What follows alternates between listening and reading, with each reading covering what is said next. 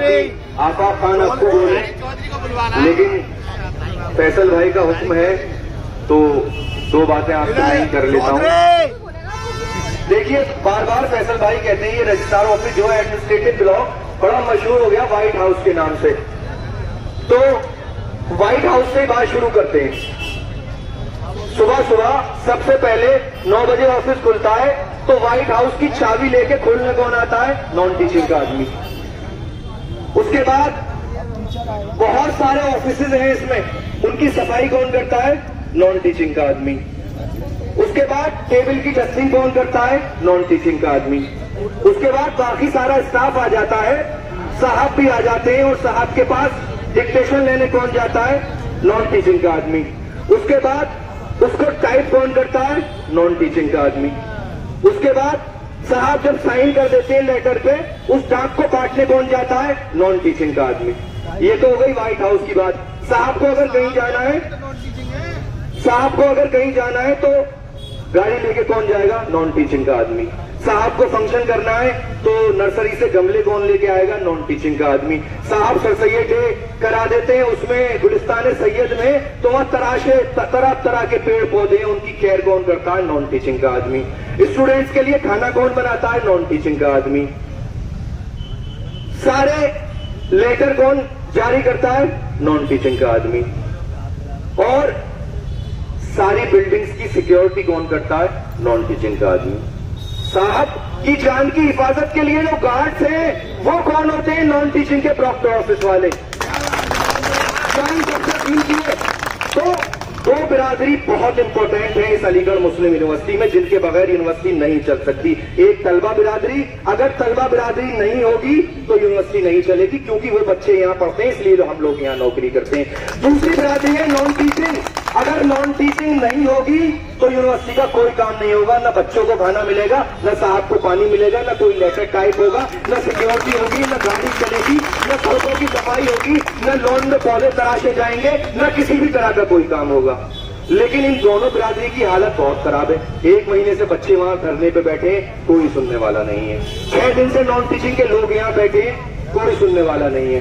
तो मैं आपको एक बात बता दूं, नॉन टीचिंग के लोगों, आपकी वो ताकत है, आपकी वो ताकत है कि अगर आप लोग चाहें, सारे permanent, daily Vaser, ad hoc, temporary, non teaching के लोग एक दिन के लिए सारे 100% लोग यहाँ बैठ जाएं, तो इस यूनिवर्सिटी की ये हालत हो जाएगी कि एक लेटर टाइप करने वाला कोई नहीं बचेगा, क्योंकि साहब से टाइपिंग नहीं आती, साहब को टाइपिंग नहीं आती, साहब तो डिपेंडेंट है, साहब तो शॉर्ट में मैटर बता देते हैं, बस पीए साहब ही उसको ड्राफ्ट करते हैं, और एक डाक बांटने वाला नहीं बटे, कोई काम ही नहीं होगा।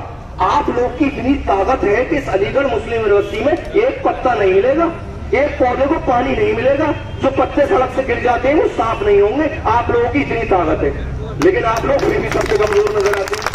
मुझे समझ में नहीं आता कि आप लोग अपने आप को कमजोर नजर क्यों आते हैं, क्योंकि आपके अंदर अब ताकत दिख रही है मेरे भाई, अब ताकत दिख रही है। अब ये 6 दिन से जब से धरना लगा है, जब से असल में क्या है, आप लोग अपने आप को कमजोर इसलिए भी महसूस करते हैं। मशहूद भाई ने उस दिन शद्दाद का एक किस्सा सुनाया था, मैं भी आप एक किस्सा सुना देता हूं, इंशाल्लाह आज से आपका सारा डर निकल जाएगा। कि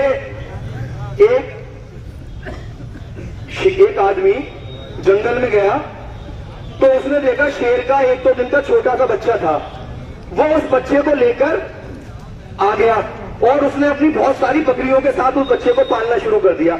जैसे बकरियों को खाती पीती थी, वो बकरियों को उसको भी बोतल से दूध पिला देता था। अब शेर का बच्चा भी अपने आप को बकरी समझने लगा, क्योंकि बकरियों के साथ पल रहा था, अपने आप को बकरी समझने लगा। धीरे धीरे करके वो बड़ा भी होता गया, बकरियां भी बड़ी होती गई। अब बकरियां जानती थी कि शेर के बच्चे को अपनी ताकत का एहसास नहीं है, इसलिए वो उसको सींग मारती थी और वो ढकाता रोता था कि यार मेरे तो सींग भी नहीं है, मैं तो बड़ी कमजोर बकरी हूँ और ये इनके सींग है, ये लोग मुझे मारते हैं। शेर का बच्चा इस हालत में जी रहा था, क्योंकि उसके चारों तरफ माहौल ऐसा था, बहुत सारी बकरियों ने उसको ऐसे डरा दिया था कि वो अपने आप को सबसे कमजोर समझता था कि मेरे तो सींग ही नहीं है, मैं सबसे कमजोर हूँ। जब वो बड़ा हो गया तो एक दिन जंगल में सारी बकरियां चल रही थी, वो भी उनके साथ टहल रहा था। जंगल का असली शेर आ गया और शेर आके जैसे दहाड़ा सारी बकरियां भाग गई। बकरियां भागी तो वो शेर का बच्चा भी भागने लगा। तो शेर ने देखा यार बकरियां भाग रही हैं ठीक है, लेकिन ये शेर का बच्चा क्यों भाग रहा है? तो वो जंगल का जो असली शेर था वो दौड़ा और उसने शेर को रोका कि मेरे भाई तू क्यों भाग रहा है, बकरियां भाग रही है, समझ में आता है, तू क्यों भाग रहा है। तो वो जो घर में पालतू शेर था वो रोने लगा कि भाई मैं तो बहुत कमजोर बकरी हूं, मुझे छोड़ दो, मेरे तो सींग भी नहीं है। असली शेर समझ गया कि इसको ऐसे माहौल में पाला गया है कि इसको अपनी ताकत का अंदाजा नहीं है, इसको अपनी ताकत का अंदाजा करवाना पड़ेगा। तो असली शेर उसको लेके गया एक तालाब के किनारे के, चल मेरी सूरत देख और अपनी सूरत देख, तू भी शेर है लेकिन तेरे इर्द गिर्द माहौल ऐसा पैदा कर दिया गया है कि तेरा दिल इतना छोटा कर दिया गया है। आज तक ये बकरियां तुझे सींग से मारती थी, अब तू जा और उन बकरियों के बीच में दहाड़ और अपनी ताकत देख। उसको समझ में आ गया, वो उन बकरियों के बीच गया और जैसे दहाड़ा है तो जो बकरियां उसको सींग मारती थी वो बकरियां सारी भाग गई, क्योंकि उन्हें एहसास हो गया कि शेर के बच्चे को आज अपनी ताकत का एहसास हो गया है। तो नॉन टीचिंग के लोगों, आप लोग भी वो शेर हो जिनके बगैर यूनिवर्सिटी नहीं चल सकती। जिस दिन आप दहाड़ोगे नॉन डिबेट की इंतजामिया की सारी बकरियां भाग जाएंगी और आपकी सारी डिमांड मानी जाएंगी। बहुत बढ़िया, जिंदाबाद जिंदाबाद वसीम भाई। अपनी ताकत को समझो, सोचो, आपके बगैर यूनिवर्सिटी में एक काम नहीं हो सकता, एक काम भी नहीं हो सकता, तो किस बात का डर है। और फिर एक्शन कितनों के खिलाफ होगा, 6000 एम्प्लॉय के खिलाफ एक्शन हो जाएगा। और एजुकेशन की गांधी भाई ने बताया था पहली शर्त ये होती है कि जब एजुकेशन खत्म होता है तो अपनी डिमांड के साथ साथ पहली डिमांड ये होती है कि अगर किसी के खिलाफ कोई एक्शन हुआ पहले उसको खत्म करें, उसके बाद डिमांड पूरी करें, तब डरने से उठेंगे। डरने की कोई बात नहीं बचती, सही बात, डरने की कोई बात ही नहीं बचती मेरे अजीजों। और आपका जोश, आपकी हिम्मत ये बता रही है कि इस बार आप फतेह हासिल करके रहोगे इंशाअल्लाह। इंशाअल्लाह। इंसानी सरों का ये